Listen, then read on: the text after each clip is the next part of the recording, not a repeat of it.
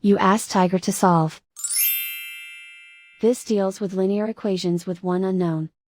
The final result is x equals -1/2. Let's solve it step by step. Simplify the expression. Simplify the arithmetic. Group all constants on the right side of the equation. Add 6 to both sides. Simplify the arithmetic.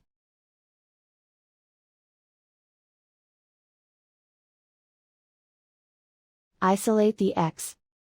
Divide both sides by -12. Cancel out the negatives.